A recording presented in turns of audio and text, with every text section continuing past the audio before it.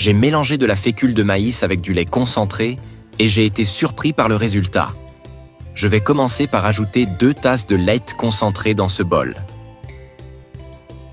J'avais déjà préparé un bol avec 3 tasses de fécule de max et dans ce processus, je vais les ajouter petit à petit.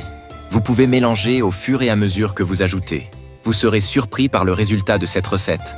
La première fois que je l'ai préparée, ce fut un succès chez moi et elle deviendra sûrement une tradition chez vous aussi. La préparation est également très facile. Si vous avez des doutes, il vous suffit de suivre mes étapes, en ajoutant et mélangeant au fur et à mesure. Après avoir bien mélangé avec une spatule, j'ajouterai 200 g de beurre. Je vais mélanger avec les mains, c'est plus facile.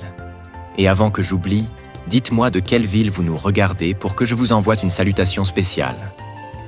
Aujourd'hui, un grand salut à Carlitos Tevez d'Argentine. Je suis ravi que vous aimiez nos recettes. Quand tout est bien mélangé, cela aura cette couleur et notre pâte sera presque prête. Ce sont 3 ingrédients magiques qui, ensemble, créent une texture incroyable. Croustillante à l'extérieur et moelleuse à l'intérieur. La pâte ressemblera à ça, et je peux déjà passer à l'étape suivante de cette recette. Je vais faire quelques coupes en forme de bande, comme ceci. Je parie que vous trouvez aussi ce mode de préparation très facile à réaliser. Je vais maintenant continuer à couper dans cette direction, ce qui me permettra de façonner ensuite. Ça ressemblera à ça. Il suffit de séparer les morceaux de pâte et de les façonner en petites boules. Si vous faites attention et que vous faites comme moi, ce sera parfait. Ensuite, il suffit de répéter le processus jusqu'à ce que toute la portion soit terminée. Après avoir façonné tous les morceaux, je vais les mettre dans ce moule. Incroyable, non?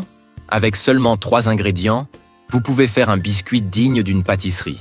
Faites-le maintenant, goûtez et dites-moi ensuite, n'est-ce pas le meilleur dessert que vous ayez jamais mangé? Je vais utiliser cette fourchette pour presser chaque morceau, ce qui leur donnera la forme d'un biscuit. Si vous aimez les desserts rapides et faciles à préparer, cette recette est parfaite pour vous. Une fois testée chez vous, venez me dire ce que vous en avez pensé. Je suis sûr que tout le monde chez vous adorera la déguster. Après avoir façonné tous les morceaux, mettez-les au four à 180 degrés pendant 20 minutes. Quand le temps est écoulé, c'est prêt. Regardez comme ça a une belle apparence visuelle, et je suis sûr que le goût est incroyable. Maintenant que vous avez appris à préparer un délicieux goûter,